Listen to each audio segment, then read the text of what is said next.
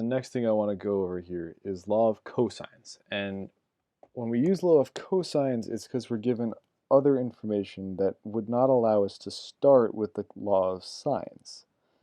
So if we're given a triangle as we see here, right, ABC, with sides also A, B, and C, what you're going to notice is that this actually looks and feels a lot like dealing with a right triangle, because the formula is going to look and feel a lot like the Pythagorean theorem. A squared equals B squared plus C squared minus 2BC cosine A.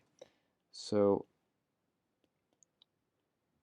again, it kind of does feel very much like the Pythagorean theorem, right? This whole first piece is very much Pythagorean theorem.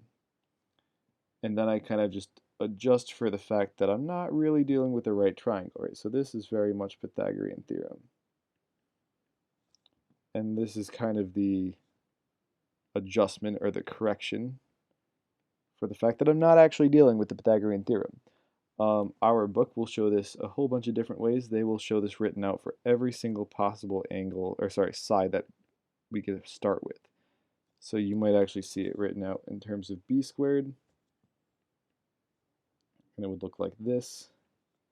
You might see it written out in terms of c squared, and it would look like this. And here is the way I remember it. As I said, it starts with the Pythagorean theorem, right? No matter which way we start with, it's always going to look like the Pythagorean theorem to begin with. So in this case, b squared equals a squared plus c squared. The part that follows, we kind of reverse order, right? If I have b squared on the end, my angle is b. If I have c squared on the end, my angle is c. If I have a squared on the end, my angle is also a.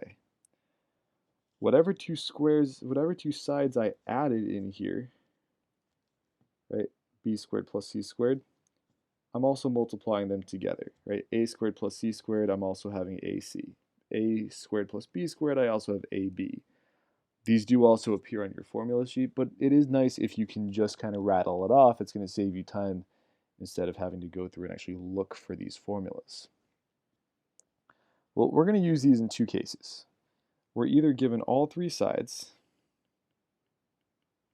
and we need to find all the angles, or SAS, side angle side. We are given two sides and the included angle. If you remember from the law of sines video, I said we couldn't use the law of sines here. Well, now we have enough information. Whoops. So if I have like BC and angle A, I have more than enough information to find A squared. As a rule of thumb, we're only going to use the law of cosines one time in a problem. After that, you are able to use the law of sines, and you should. If you can take the easier way out, you should do it. Additionally, our book and a lot of other resources will give you rearranged versions that solve for cosine A. So sometimes you'll see formulas that look like, if I just take this one, that look like cosine A equals b squared plus c squared minus a squared over 2bc. And what's the point? Why memorize it? Stick with the one formula. The less you can memorize in math, the better, right? Memorization is a dirty word in math. Recognize that these rearranged versions are just algebraic manipulation. And then even the Pythagorean theorem versions all say the same thing. They're just expressed with different letters. The more you can kind of sift through the symbolism and the symbols and just kind of get at the heart of what's going on, or just use your algebra instead of trying to attempt to learn a different formula, it's going to save you a lot of time and a lot of stress. So here's an example of the law of sines with our side case. Let's find any one angle. Just for the sake of working alphabetically, let's find angle A. Zoom in here so I have some room. So let's find angle A. Doesn't matter which one you start with. Find A. So I'm going to use my law of cosines that includes angle A. That's going to be a squared equals b squared plus c squared minus 2bc cosine A. All right, well, let's see. A is 4, so 16. B squared is 4. C squared is 9. Minus, let's see, 2 times 2 times 3 cosine A. Well, 2 times 2 times 3 is just 12, so let's clean that up a little bit. Be careful, because the mistake I see my students make all the time is that they try to do this and combine those. You can't break order of operations. There's multiplication going on here, right? So this all kind of goes together, right? This all kind of goes together. There's almost parentheses there, and if it helps you, draw them in. So I'm going to subtract, right? I'm going to have 3 equals negative 12 cosine A. I'm going to divide, so I have negative 1 over 4 equals cosine A, and then if I use my inverse cosine button, making sure that I'm in degrees, I'm going to have inverse cosine negative 1/4, I'm going to get 104.5. Now it's not 3 significant figures. Sometimes we like one decimal place. Just read the problem, right? If they don't tell you, assume 3 significant figures, but sometimes it is nice to have that extra decimal place just for accuracy. So here's my angle A.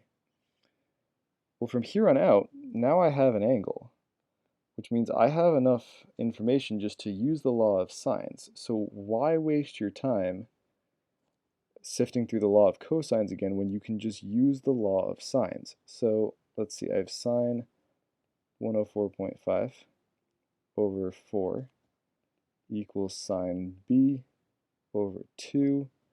Right, so I'm going to get sine B equals, let's see, 2 times sine 104.5 over 4. 2 times sine 104.5 over 4. So point, again, just to minimize rounding error, I'm going to go out a few more decimal places than I need to.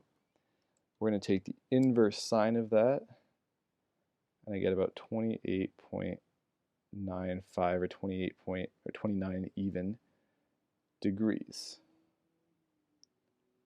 Well, now I have 2 angles, so no need to use the law of sines one more time. Remember that my 3 angles have to add up to 180 degrees. So let's see, 133.45 equals 180. Sorry, C plus that, right? So C is equal to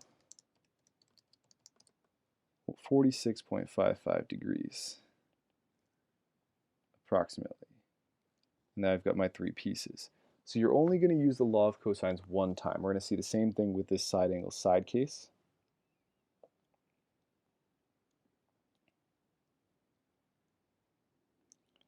Again, let's see. I think it might help to find this third side first, right? And this way I have enough information to use the law of sines.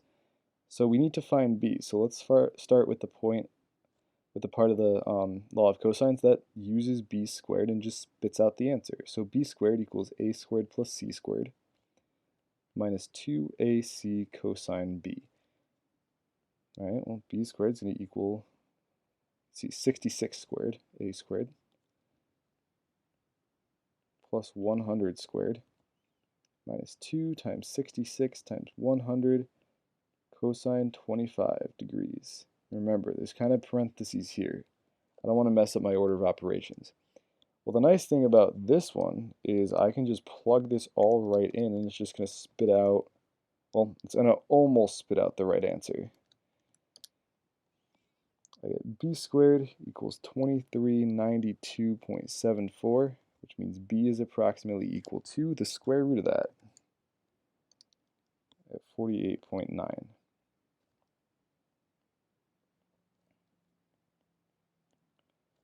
Now I have enough information to use my law of sines to maybe find angle A or angle C, whichever one I wanted to. Right, so I have sine A over 66 equals sine 25 degrees over 48.9. So again, doing a little bit of rearranging here, I have 66 sine 25 over 48.9, get 0.5704. And using my inverse sine, I get an angle of 34.8 degrees.